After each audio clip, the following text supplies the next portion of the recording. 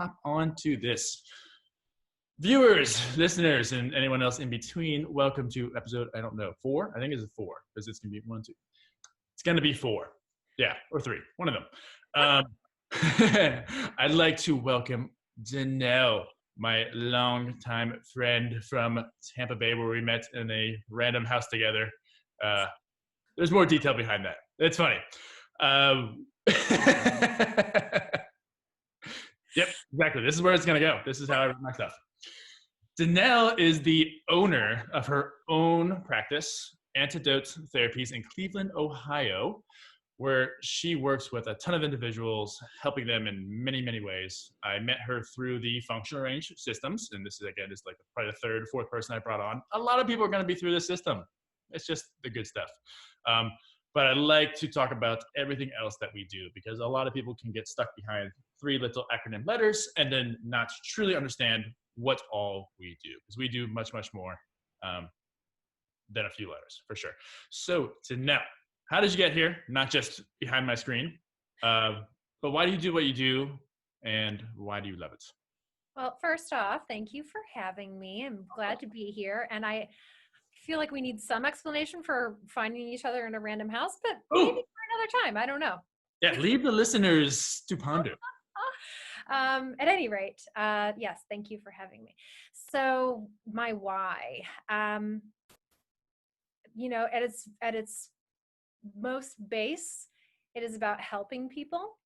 I found myself as a second career path in massage therapy. So this was not what I originally, got degrees in and such, but felt akin to the practice, felt that I had some intuition for it, and went back to school and immediately found my answer of, oh, wow, touch has so many implications and usefulness.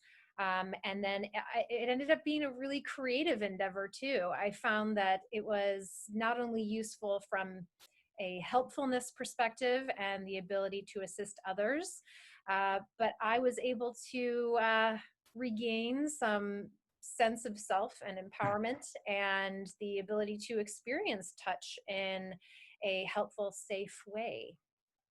Awesome. No, that's really cool. I think we always kind of find something that leads us on a certain path, and then it clicks. It's like me when I tried to do engineering in college, and that didn't click at all. It clicked the other way. So, but then I realized, oh, fitness is kind of cool. I like this. But then you realize, yeah, that there's just something there, that moral payment that you can't put on anything else. That's really cool. I love that.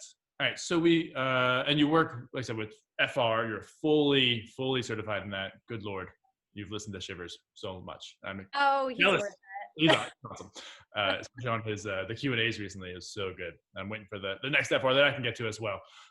So take me down that road a little bit, and then how this might even tie into the very end of this, where the evolution of your practice came from, because this FR, or this functional range release by term, isn't exactly super old. I think most people think touching, we think of massage therapy, we think of other types of physical therapy, athletic training, and that kind of scope of practice.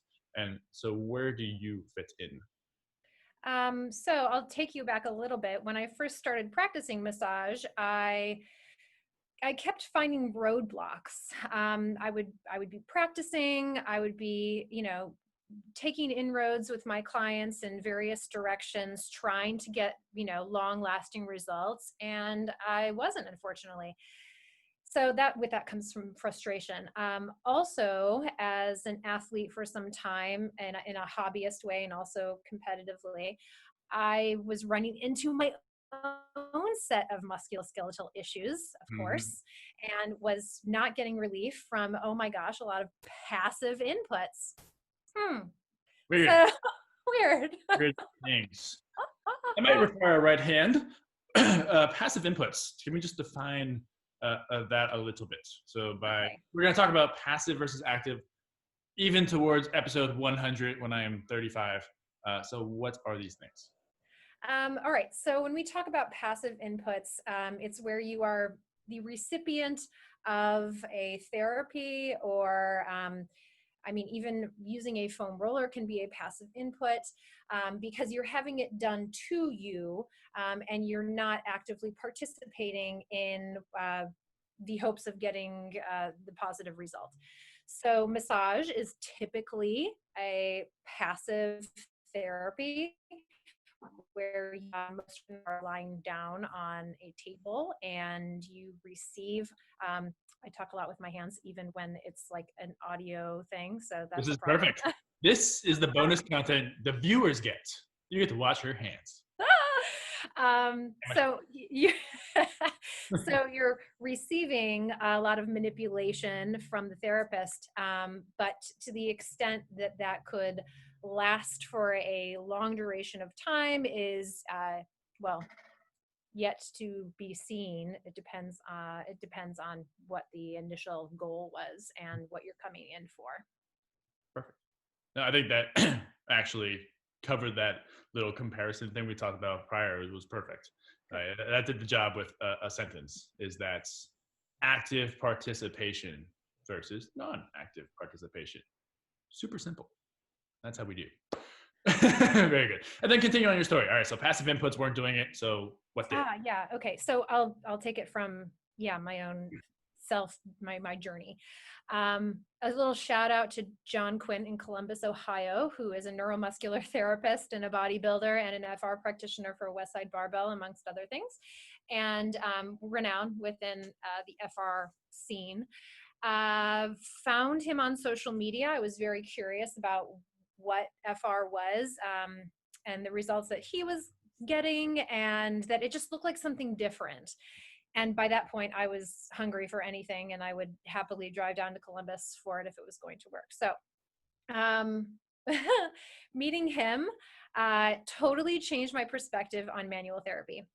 So, prior to, you're getting a lot of things done to you. The therapist isn't asking for much, if anything at all. And you leave the session hoping for miracles, and yeah, it's all just kind of ridiculous. Sorry. Especially when it comes to like a movement dysfunction, when we're talking about a musculoskeletal issue that is then creating pain for yourself. How are you going to get yourself outside of that without some kind of movement in order to practice what your body is ultimately going to have to do anyway? So visiting John, I had hip issues and shoulder things, and I was impressed by the way in which he assessed. It wasn't what I had experienced before. The fact that the therapy itself had a movement component to it. And I don't mean movement component like what I had experienced in, say, a physical therapy session, but it was force driven, and he was, using his body as the lever system. So it was just unlike anything I had experienced. And the fact that I didn't just get immediate relief, but he gave me exercises to not only maintain what we did in session, but improve it on my own. And I'll be damned if it didn't work. So yeah, it was great. And even after that first session, I was like, how do I do this?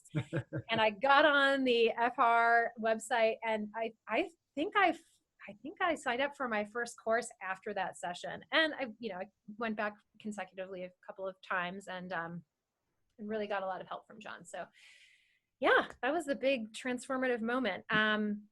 After taking FRC and my first FR course, I also felt confident that I would be able to implement it immediately within my practice, because it made sense to me. So, sometimes you get like conflicting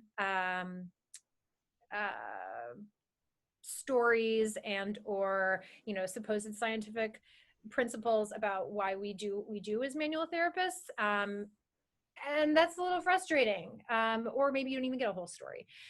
When I went to FR and was introduced to BioFlow and the kind of palpation techniques that were being utilized, it was like, oh yeah, like of course, and this all makes sense to me. So the fact that it reigned so true, and I felt confident utilizing it right away, it just allowed me to flourish in my practice as far as implementing these tools straight away and getting results, which is the biggest factor. Because again, we're in this to help people, and actually getting results that meant something, that's the answer.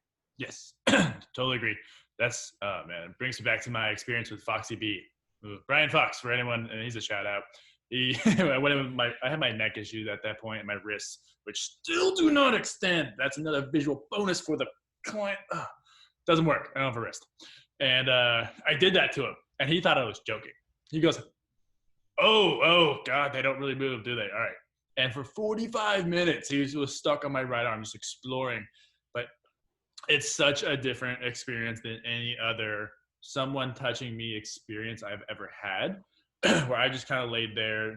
The primary thing was either was meant to feel good, or there was some like Scandinavian woman just driving her elbow through my soul. And the more I cried, the harder she pushed.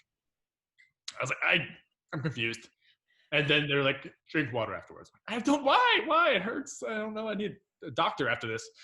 And I was sweating during that session. Like, Fox like took me through everything. Hey everyone, thank you for watching this short little clip on my YouTube channel. If you want to watch the full episode, check it out on my website, just like that shows, movewellwithmiggy.teachable.com. It'll be found in the Move Well TV section. You can also listen to the full podcast episodes on iTunes and Spotify.